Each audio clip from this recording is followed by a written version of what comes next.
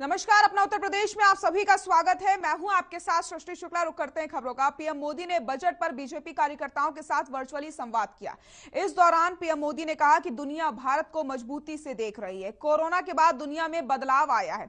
इसके साथ ही पीएम मोदी ने कहा कि पूरे देश में बजट की सराहना हुई है और बजट से आत्मनिर्भरता को बढ़ावा मिलेगा। साथ ही साथ कहा कि बजट के पीछे की सोच को समझना बेहद जरूरी है।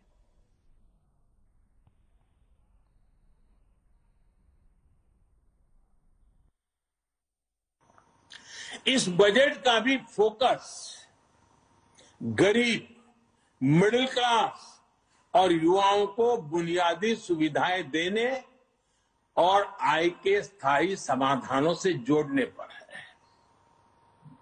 हमारी सरकार मूलभूत सुविधाओं के सैचुरेशन पर काम कर रही है और ये बात मैंने लाल किले पर से भी कही थी।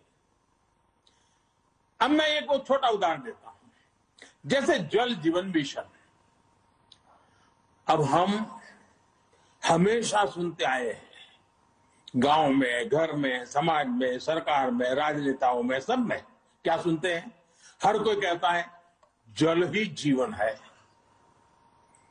सुनना तो बहुत अच्छा लगता है, लेकिन ये भी सच्चाई है। पानी की दिक्कत, पानी की कमी गरीब के जीवन की, महिलाओं के जीवन की सबसे बड़ी चुनौतियों में से एक है और आजादी के 75 साल के बाद भी है। किसान को भी, छोटे किसान को खासकर, पानी के बिना बहुत दिक्कतें हैं। हमारी सरकार के प्रयासों से आज देश में करीब करीब 9 करोड़ ग्रामीण घरों में नल से जल पहुंचने लगा है और इसमें से करीब करीब 5 करोड़ से ज्यादा पानी के कनेक्शन जल जीवन मिशन के तहत पिछले 2 वर्ष में दिए गए हैं। और सीधे आपको ले चलते हैं मथुरा, जहां पर मुख्यमंत्री योगी आदित्यनाथ क्या कुछ कह रहे हैं आपको सुना देते हैं। जनार्दन की सेवा के लिए पूरी ताकत लगा दी। प्रधानमंत्री मोदी जी का आशीर्वाद था और सरकार पूरी ताकत के साथ जुटी। परिणाम था कोरोना की दूसरी लहर को हमने नियंत्रित किया और आज तीसरी लहर भी पूरी तरह नियंत्रण में है। चुनाव चल रहे हैं लेकिन हम लोग नियंत्रण में कर चुके हैं। कोरोना प्रदेश की जनता का कुछ नहीं बिगाड़ पाएगा, कुछ नहीं बिगाड़ पाएगा, क्योंकि जैसे दंगों के, दंगाइयों के पूरी दमंगई को हम लोगों ने भूत की तरह बोतल में उनके जिन्न को बंद करके सदैव के लिए दंगे प्रदेश के लिए बंद करवा दिए, ऐसे कोरोना भी सदैव के लिए समाप्त होगा। लेकिन भाइयों बहनों, याद करिए, कोरोना कालखंड में जीवन भी बचाया और डबल इंजन की सरकार है तो राशन की डबल डोज देने का काम भी किया। डबल डोज राशन मिल रहा है ना, 2 बार राशन।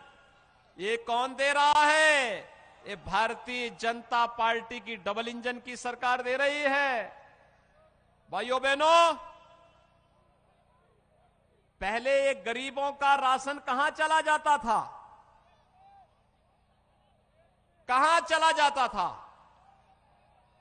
हमारी सरकार ने 43 लाख से अधिक गरीबों का मकान बनाया। पहले सरकार बनती थी, मुख्यमंत्री अपना बंगला बनाता था। मैंने कहा भाई मैं किसके लिए बनाऊंगा, मेरे लिए तो प्रदेश के 25 करोड़ जनता ही परिवार है, इनका मकान बना दो भाई, इन्हीं का मकान बनाओ। 43 लाख गरीबों का मकान बनाया। और कल ही आपने केंद्र सरकार का बजट देखा होगा, प्रधानमंत्री जी ने 80 लाख अन्य लोगों के लिए मकान स्वीकृत कर दिए हैं। 80 लाख। 2 करोड़ 61 लाख गरीबों के शौचालय बने। 1 करोड़ 43 लाख गरीबों को फ्री में बिजली पहुंचाई गई और 1 21,000 से अधिक मजरों में विद्युतीकरण का काम हुआ। अब तो हम हर घर नल की योजना में नया कार्य जल जीवन मिशन में करने जा रहे हैं। भाइयों बहनों,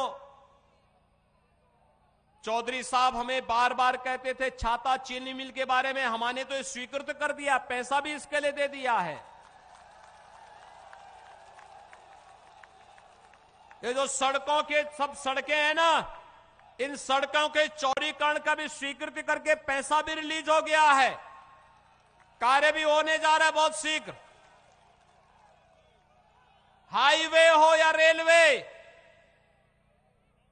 सड़क को बड़ी बड़ी चौड़ी चौड़ी सड़कों के निर्माण कार्य का हो या फिर ब्रज तीर्थ विकास परिषद के माध्यम से संपूर्ण ब्रज क्षेत्र के समग्र विकास के कार्यक्रम को आगे बढ़ाने का, चीनी मिल के पुनरुद्धार का कार्य हो या प्रदेश के अंदर 1 करोड़ वृद्धजनों को, विधवा महिलाओं को, दिव्यांग जनों को 12,000 रुपए सालाना पेंशन देने का कार्य, ये सरकार डबल इंजन की भारतीय जनता पार्टी की सरकार ये कार्य कर रही है।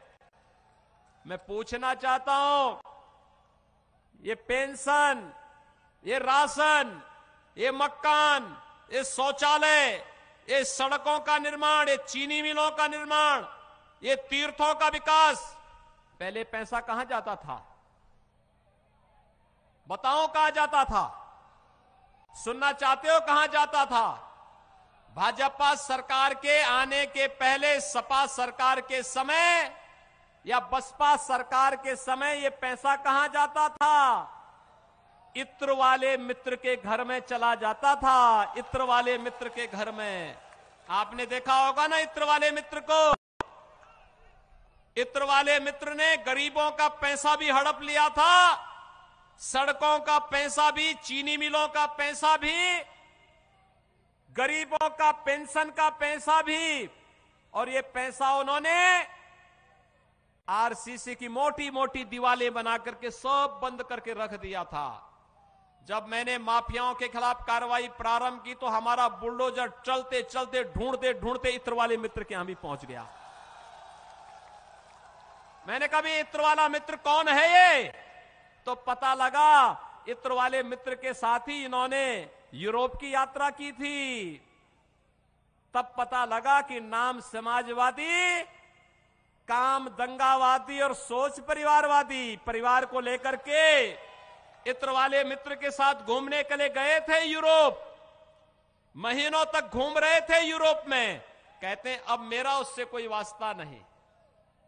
ऐसे ही होता है चोर की दाढ़ी में तिनका, इसी को कहते हैं भाइयों बहनों। और इसीलिए आज मैं आपसे अपील करने के लिए आया हूं। चौधरी साहब तो पूरे इस छाता विधानसभा क्षेत्र और ब्रज तीर्थ क्षेत्र के विकास के लिए सदैव कार्य करते रहे। समय समय पे सरकार उन्हें प्रदेश के अंदर भेजती थी, बड़ा महत्वपूर्ण विभाग उनके पास था, तो प्रदेश के अंदर काम करते थे, पूरे प्रदेश के अंदर भी जाते थे। लेकिन जब कहीं से आते थे तो फिर ब्रज क्षेत्र के विकास और छाता विधानसभा क्षेत्र की ही चर्चा करते थे विकास के लिए। ये चीनी मिल, कोई सोचता था पिछली सरकारें तो चीनी मिलें बेच रही थी, चौधरी साहब ने इस चीनी मिल को पुनरुद्धार के लिए पैसा भी स्वीकृत करवा दिया। सड़कों के चौड़ीकरण का पैसा स्वीकृत करवा दिया। एक डेयरी भी स्वीकृत करा दी। डेयरी, नई डेयरी, ये पशुपालकों के जीवन में नया सुधार लेके आएगा। लेकिन पिछली सरकारें क्या कर रही थी? पिछली वाली सरकारें तो कैसे कैसे कार्य करती थी। नौकरी निकलती थी तो ये नौकरी भी सेफई घराना हड़प लेता था, बाकी सब देखते रह जाते थे। किसी गरीब को नौकरी नहीं, किसी नौजवान को नौकरी नहीं। नौकरी के नाम पर चाचा भतीजा वसूली के लिए निकल पड़ते थे। भाइयों बहनों, नौकरी के नाम पर कैसे ये लोग ठगी करते थे। किसी भी नौजवान की भर्ती नहीं होती थी और भर्ती के नाम पर पैसे वसूली होते थे। कोर्ट रोक लगाता था, फिर भर्ती रुक जाती थी। आज तो हर नौजवान, हर गांव का कोई ना कोई नौजवान पुलिस में जरूर भर्ती हुआ है उत्तर प्रदेश के अंदर। 1.5 लाख पुलिस की भर्ती की है हम लोगों ने और 1.5 लाख शिक्षकों की भी भर्ती की है। अन्य विभागों को लेकर के देखेंगे 5 लाख से अधिक भर्ती हुई है उत्तर प्रदेश में, 5 लाख से अधिक सरकारी नौकरी में। और उद्योग, जो कानून व्यवस्था का, पेप्सिको का एक बड़ा कारखाना हमने लगाया है। आलू किसानों को 1 लाख मीट्रिक टन आलू अकेले वह कारखाना खपत करेगा और किसानों को अच्छा दाम देगा, अच्छा दाम देगा। ये सरकार की सोच है। पहले कारखाने नहीं लगते थे क्योंकि जब व्यक्ति सुरक्षित नहीं, पूंजी कहां से सुरक्षित रहने वाली थी। लेकिन भाइयों बहनों, आपने देखा होगा 5 साल में अब कोई दंगा हुआ है क्या? कोसी कला का दंगा करने का कोई दुस्साहस करेगा क्या? अब करेगा तो उसे मालूम है ना क्या हो जाएगा। हां, करेगा तो फिर पहले नोटिस पहुंचेगी कि बेटा तूने इतने की संपत्ति नुकसान पहुंचाई है, अपने 7 पीढ़ी का बिल लिख के चले जाओ, 7 पीढ़ी तुम्हारी भीख मांगती हुई दिखाई देनी चाहिए। आज दंगा नहीं कर सकता कोई। और अगर देखते हैं कि एक बड़ा माफिया हो गया है, सचिन और गौरव जैसे नौजवान जो अपनी बहन की रक्षा करने के लिए मुजफ्फरनगर में जाते हैं, उनकी निर्मम हत्या कर दी जाती है। तब तो अखिलेश यादव जी तो तब लखनऊ में मुख्यमंत्री थे। इनके एक मंत्री उन निर्दोष जाट युवकों की हत्या करवा रहे थे और हत्यारों को छुड़ाने का बेशर्मीपूर्ण कार्य कर रहे थे। हमारी सरकार के समय कोई दुस्साहस नहीं कर सकता। बेटी की सुरक्षा की तरफ टेढ़ी नजरों से भी देखोगे ना तो दुर्योधन और दुशासन जैसा हाल हो जाएगा। गरीब की संपत्ति पर हाथ फेरने का कार्य करोगे, कमजोर को सताने का कार्य करोगे, व्यापारी को लूटने का कार्य करोगे, तो एक तरफ हमारा हाईवे बनता है, सड़क बन रहा है, फिल्म सिटी बन रही है, जेवर का एयरपोर्ट बन रहा है, और दूसरी तरफ माफिया के खिलाफ सरकार का बुलडोजर भी खड़ा रहता है। उसकी छाती पर भड़बड़ा करके हम बुलडोजर चलाने में भी संकोच नहीं करते हैं, क्योंकि ये माफिया प्रदेश को तबाह कर दिए थे, प्रदेश को बदनाम कर दिए थे। हमारे नौजवानों के सामने पहचान का संकट आ गया था। अब तो हमारी सरकार ने तय किया है, उत्तर प्रदेश के हर नौजवान को स्मार्ट नौजवान बनाएंगे। 1 करोड़ टैबलेट और स्मार्टफोन देने का कार्य हमारी सरकार कर रही है वर्तमान में। 1 करोड़ नौजवानों को टैबलेट और स्मार्टफोन। कोरोना आया, कोरोना का बाप भी आ जाएगा, तब भी नौजवानों की शिक्षा में कोई बाधा पैदा नहीं कर पाएगा। घर में बैठ करके ही पूरी पढ़ाई उनकी संपन्न हो जाएगी।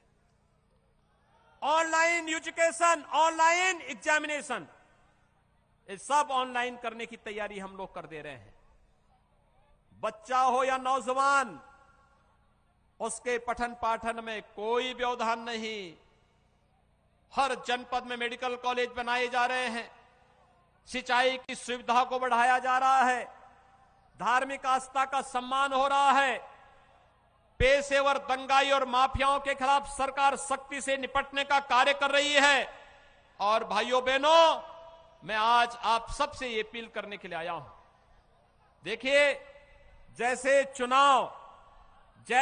चुनाव प्रारंभ हुए और चुनाव के दौरान जैसे ही विभिन्न दलों को लगा कि अब सरकार सीधे कार्रवाई नहीं करेगी क्योंकि चुनाव आयोग बीच में है, तो उसने फिर से मेवाती गुंडों को बुला करके अपना कार्य प्रारंभ कर दिया है। यहां रामवीर सिंह की जो हत्या हुई थी ना, हमारे चौधरी साहब के जो प्रस्तावक थे प्रधान जी, उनकी प्रधान के हत्यारे कहां से आए थे? मेवात से आए थे, मेवात से। ये मेवाती फिर से आकर के यहां उपद्रव कर रहे हैं। उनको नहीं मालूम कि 10 मार्च के बाद फिर इनका उपचार होगा, इनकी सारी गर्मी शांत करवा दी जाएगी। 10 मार्च के बाद इनकी पूरी गर्मी शांत होने वाली है। ये जो दिखा रहे हैं ना अभी, ये गर्मी तात्कालिक है। कहते हैं ना, जब किसी चींटी पे पंख लगने लगते हैं तो समझ लो कि इसकी मौत का समय आ गया। फड़फड़ा रहे हैं ऐसे ही, हत्या करके निर्दोष लोगों की हत्या करके।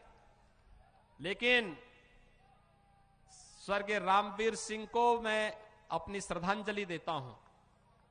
और भाइयों बहनों, आप सबसे मैं इस बारे में कहता हूं, हत्यारा कोई भी होगा बख्शा नहीं जाएगा। बहुत सख्त सजा उसको देंगे, सख्त सजा मिलेगी।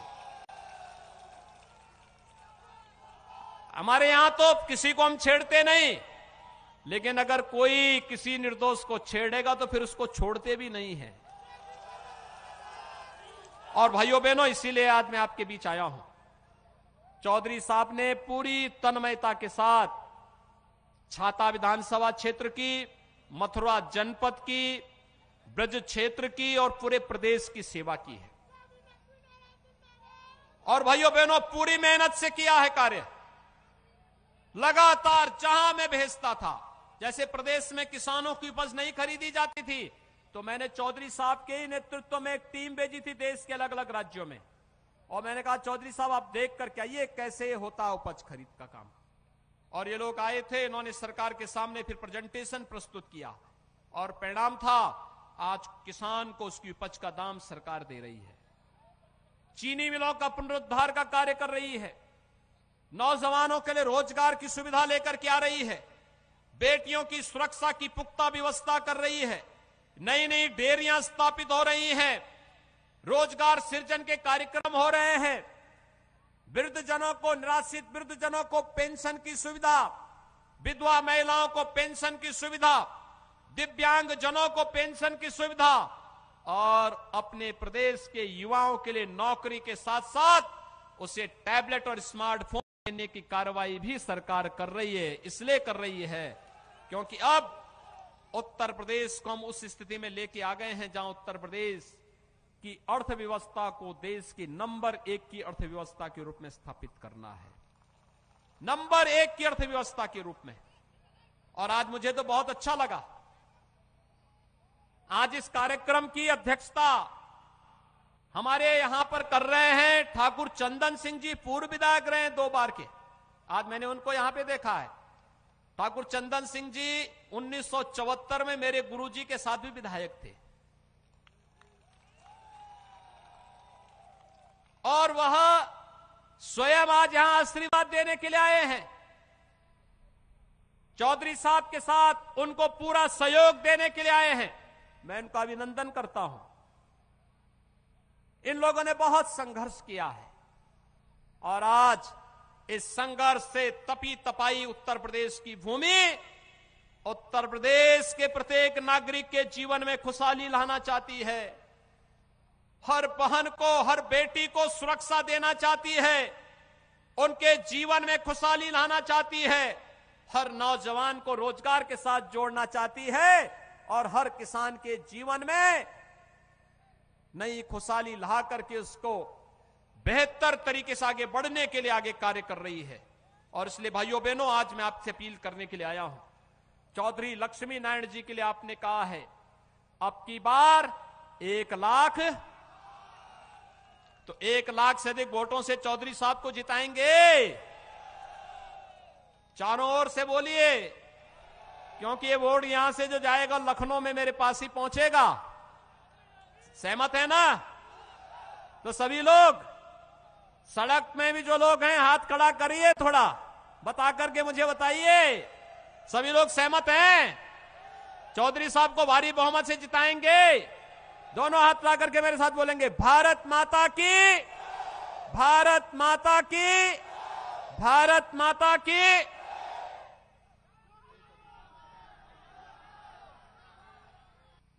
जाएगा जी।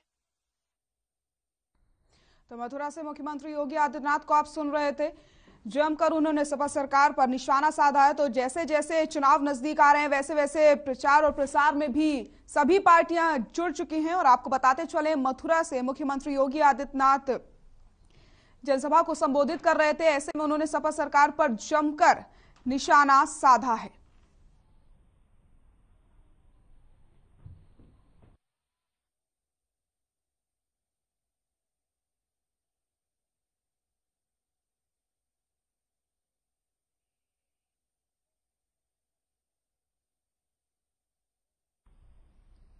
पीएम मोदी ने बजट को लेकर के बीजेपी कार्यकर्ताओं से संवाद किया, जहां इस दौरान आजमगढ़ में सैकड़ों कार्यकर्ता शामिल हुए। वहीं कोरोना नियमों की जमकर धज्जियां उड़ाई। इतना ही नहीं, रैली कंपाउंड के बाहर चौराहे से लेकर के कार्यक्रम स्थल तक बीजेपी के झंडे लगे नजर आए, जो आचार संहिता का उल्लंघन है। वहीं जिला प्रशासन ने मामले को संज्ञान में लिया और वहां मौजूद बीजेपी कार्यकर्ताओं के खिलाफ कार्रवाई करने की बात कही गई है।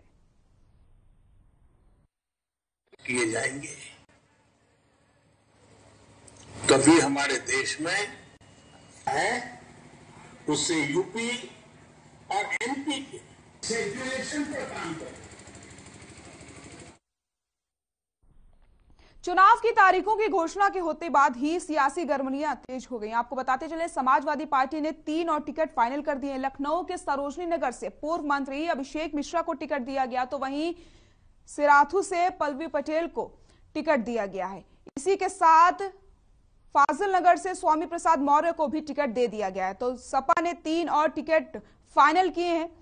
जैसे जैसे चुनाव नजदीक आ रहे हैं वैसे वैसे पार्टियां अपने प्रत्याशियों को उतार रही हैं और टिकट लगातार फाइनल किए जा रहे हैं। ऐसे में सपा ने भी 3 और टिकट दिए हैं।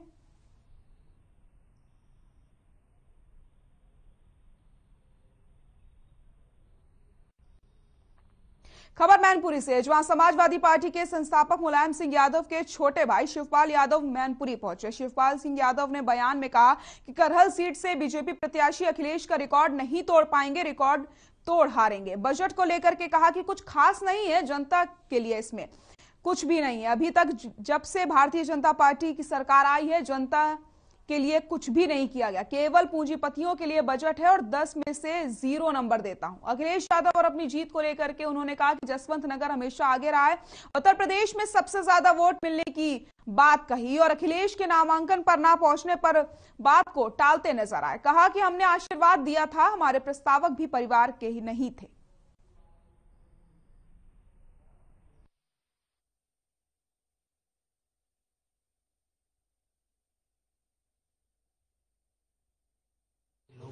इस समय पूरा का पूरा अहंकार है और अहंकार की हमेशा हार हुई है। अहंकार की हमेशा हार हुई है। हमने तो देखा है ना, बड़े बड़े सूरमा रहे हैं, जनता के सामने सब फेल हो जाते हैं। तो जनता ने अब की मन बना लिया, उत्तर प्रदेश की जनता ने। जो देखिए लुटी पिटी है जनता, जब से भारतीय जनता पार्टी आई है, जब से लुटी है पिटी है। अच्छा, कोई काम नहीं, इन्होंने कहीं पर भी वादे पूरे किए नहीं।